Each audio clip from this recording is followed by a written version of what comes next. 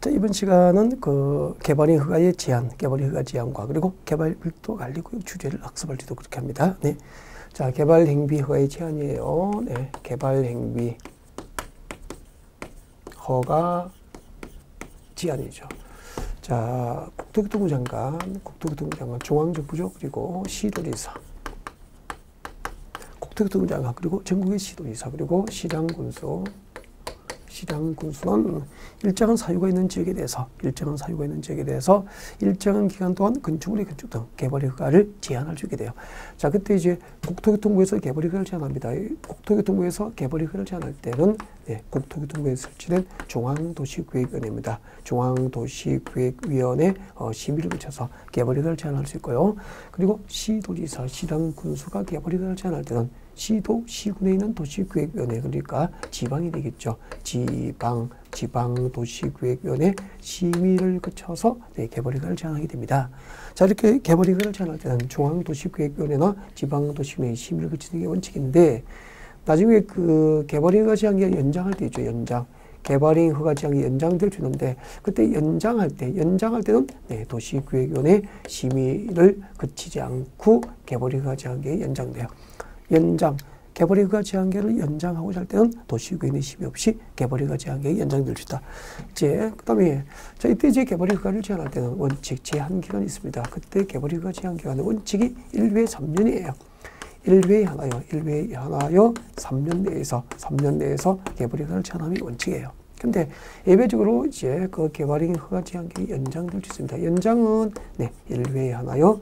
2년 범위 내에서 개발 허가 제한기간이 연장될 수 있죠. 그러면은 땅 사두는데 건설회사에서 아파트 지으려고 땅을 사두는데 개발 허가 제한 기간이 연장되는 지역이라면 원칙 3년에 연장 이전에 최장 몇 년 동안 5년 동안 개발 허가를 못 받게 되죠. 정말 낭패를 당하게 되는 거죠. 그래서 자, 이런 낭패를 당하지 않게 되어서는 어떤 사유가 있으면 개발 허가가 제한되는지 그 개발 허가 제한 사유를 알고 현장 답사를 했을 때, 우리가 땅 보러 가져왔지. 그렇게 현장 답사를 했을 때 개발 허가 제한 사유가 존재하는 곳이라면 이런 곳을 피할 수 있어야 된다는 거죠. 자, 첫 번째. 자, 개발 허가 제한 사유입니다. 개발 행위 허가를 제한할 수 있는 사유예요. 어떤 사유가 있으면 개발 허가가 제한될까요? 자, 첫 번째. 자, 제한 사유는 순서 그대로 암기를 하시는 게 좋죠. 그래서 자, 여러분 자료를 짚어가면서 그렇게 수업을 들으시면 됩니다. 첫 번째요. 녹지지역입니다. 녹지지역. 저는 다 책지 나눌게요. 녹지지역과 계획관리지역이에요. 이 녹지지역과 계획관리지역으로서 첫 번째 수목이 집단지로 자라고 있습니다. 수목이 집단지로 자라고 있거나, 그리고 조수류가 집단지로 서식하고 있어요. 철새도래지 같은 거, 그리고 우량농지, 누가 보더라도 우량농지 보존이 필요합니다. 우량농지 보존이 필요한 거, 이런 곳은 개발 허가가 제한돼요.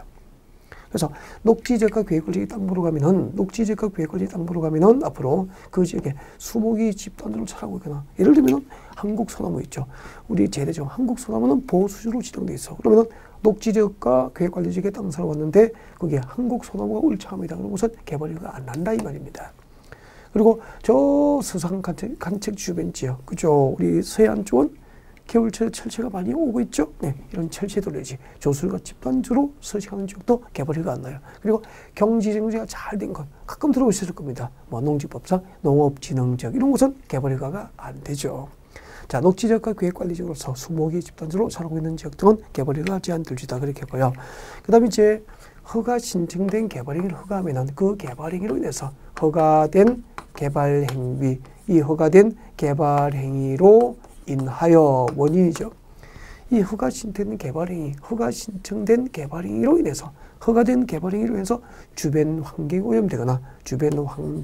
오염되거나 그리고 문화재 손상 우리가 있는 지역은 개발 허가를 안 내주죠. 그래서 현장 답사를 가셨어. 갔는데 조선시대 사적지 절타 같은 것도 그죠? 지방 유적지, 사적지, 또 지방 문화재가 있는 거 이런 곳은 개발 허가가 나지 않죠. 땅 사두었어. 이듬해 집 지으려고 갔는데, 여름에 풀이 부성할 때 보이지 않던 고인돌이 있었어. 이런 곳은 고인돌은 문화재잖아요. 이게 군청에서 허가해주면은 문화재가 훼손될 우려가 있죠. 이런 지역은 개발 허가가 안 난다는 거죠. 그래서 앞으로 개발할 때는 문화재는 아구지입니까? 적군입니까? 문화재는 적군이구나. 이렇게 생각해야 되죠. 그 다음에 세 번째, 자, 도시군 기본계획과 도시군 관리계획이 수립되어 있는 지역으로서 그 도시군 기본계획과 도시군 관리계획 결정에 따라서 용도 지역 등이 변경되고 그 용도 지역 등 변경에 따라서 앞으로 개발 행위 허가 기준입니다. 이 개발 행위 허가 기준이 크게 달라질 것으로 예상되죠. 용도 지역 등 변경에 따라서 허가 기준이 크게 달라질 것으로 예상되는 지역도 개발 행위가 제한될 수 있다는 거죠. 그리고 지구 단위 구역이 지정되거나 네 번째 지구 단위 구역이 지정되거나 다섯 번째 기반 시설 부담구역이 지정된 지역도 개발허가 제한돼요. 이유가 뭐냐면은 여러분 지구 단위 구역이 지정된 지역은 왜 개발허가 제한되냐면은요. 여러분 동네에 지구 단위 구역이 지정되잖아. 그럼 그 지구 단위 구역에 의해서 신도시가 개발되는 거예요. 아니면 재개발되고 재건축되는 거예요. 그러면은 만약에 지구 단위 구역이 지정돼서 신도시가 개발되는 지역이라면은 그 지구 단위 구역이 지정된 지역은 그 지역 단위의 도시군 관리 구역인 지구 단위 계획이라고 하는 행정 계획에 의해서 개발되는 거예요. 그럼 지구 단위 구역에서 신도시가 개발되면은 사적 개발입니까? 공적 개발입니까? 공적 개발이기 때문에 지구 단위 구역이 지정된 지역은 지구 단위 구역 수립된 지구 단위 구역에서 공적 개발이 끝날 때까지 해당 지역 사적 토지 소유자의 사적인 개발에게는 허가가 제한되는 거예요. 그 다음에 기반시설 부담구역이죠. 기반시설 부담구역은 나중에 배우게 됩니다. 신도시 개발 지역이에요, 한마디로. 이 신도시 개발 지역에서 이제 필요한 기반시설, 학교, 도로, 상하수 시설 등 확보를 목적으로 지정되기 때문에 그럼 신도시 개발 지역이니까 이때 신도시도 지구 단위 구역이나 각종 개발 계획에서 신도시 개발되겠죠. 공적으로 개발되는 거예요. 그래서 자, 이런 지역은 공적 개발이 끝날 때까지 또 개발 허가가 제한되기도 합니다. 자, 이렇게 해서 이렇게 1번부터 5번의 사유구에서는 건축물의 건축 등 개발 행위가 일정 기간 동안 허가가 제한돼요. 근데 그 중에서 3번 제한 사유 5개 중에서 3, 4, 5번 이런 교재를 이렇게 하세요. 3번, 4번, 5번의 사유가 있잖아. 예를 들면은 용도 지역 등 변경에 따라서 개발 행위 허가 기준이 크게 달라질 것으로 예상되거나 지구 단위 구역이 지정되거나 기반시설 부담구역이 지정된 지역에서는 개발 행위 허가 제한이 연장됩니다. 연장되면은 원칙 3년에 연장 2년이기 때문에 최장 몇 년 동안? 그렇죠. 5년 동안 건축물의 건축 등 개발 허가가 제한되는 거죠. 그리고 1번, 2번의 사유가 있는 지역은 개발 허가 제한이 연장되지 않기 때문에 1번, 2번의 사유가 있으면 몇 년 동안? 그렇죠. 최장 3년 내에서 건축물의 건축 등이 제한된다. 그렇게 보면 되죠.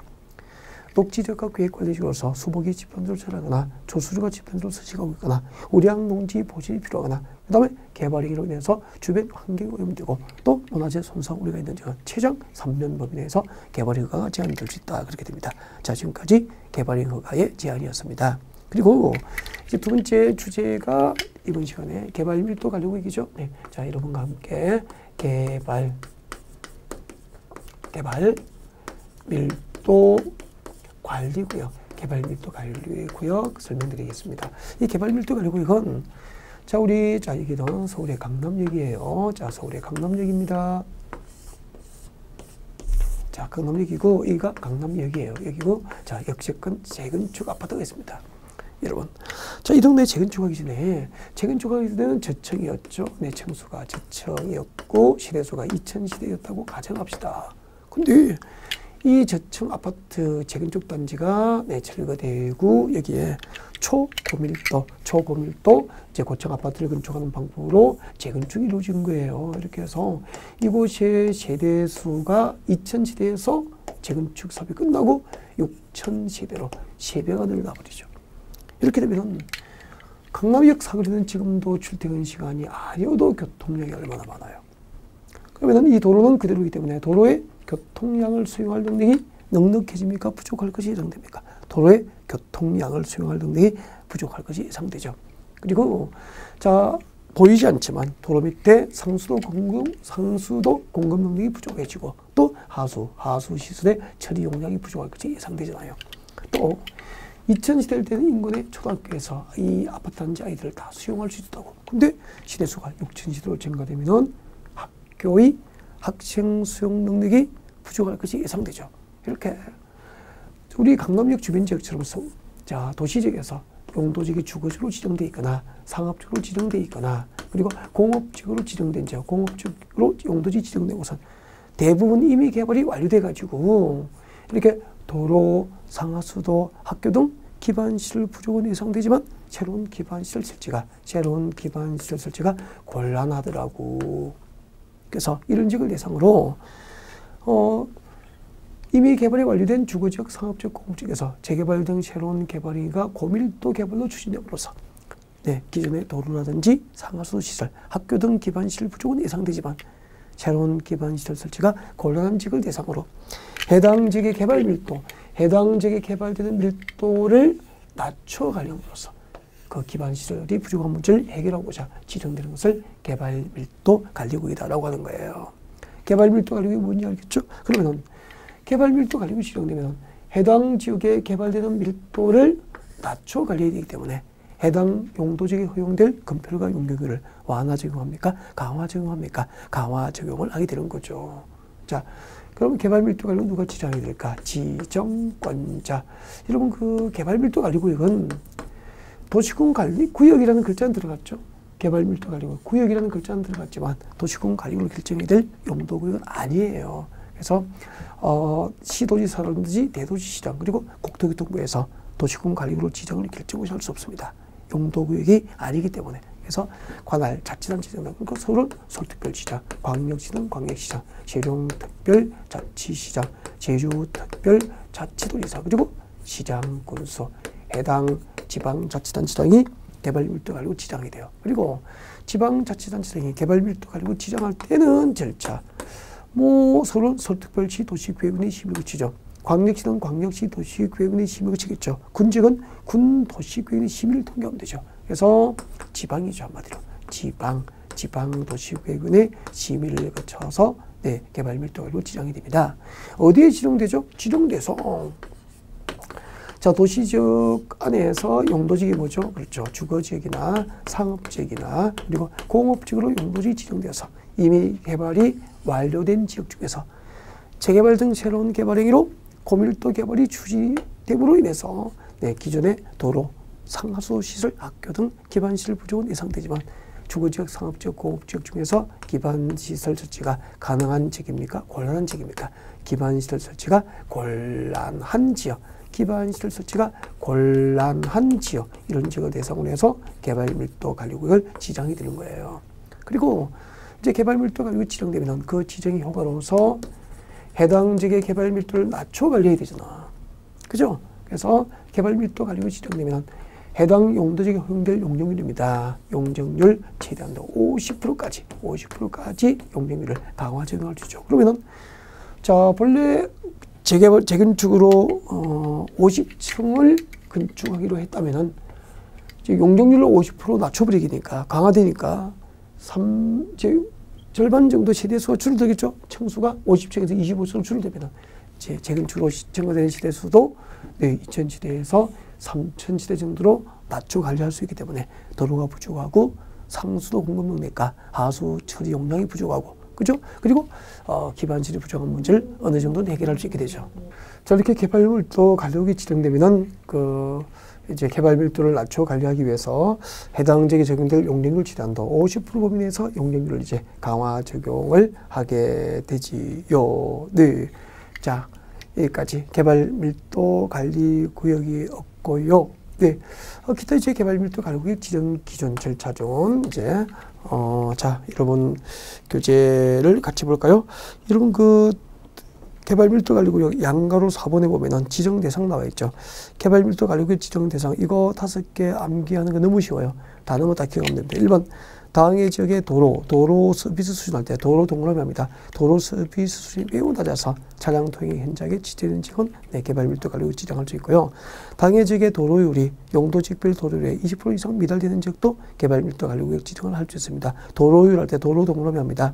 그리고 향후 2년 이내에 당해 지역의 수도에 대한 수요량이 수도시설의 시설 용량을 초과할 것으로 예상되는 지역도 개발밀도 관리구역 지정이 가능하고요. 수도시설 동그라미 합니다. 4번은 향후 2년 내에 해당 지역의 하수 발생량이 하수시설 동그라미 하시고 하수시설의 시설 용량을 초과할 것으로 예상되는 지역도 개발밀도 관리구역을 지정할 수 있습니다. 그리고 5번 향후 2년 내에 해당 지역의 학생 수가 학교 수용 능력을 20% 이상 초과할 것으로 예상되는 지역도 개발 밀도 관리구역에 지정될 수 있죠. 그래서 개발 밀도 관리구역 지정 대상은 단어 4개를 기억하시면 됩니다. 도로, 상수도 시설, 하수도 시설, 학교. 이 4가지 기반 시설, 이 4가지 기반 시설의 시설 용량 부족이 예상되는 지역이에요.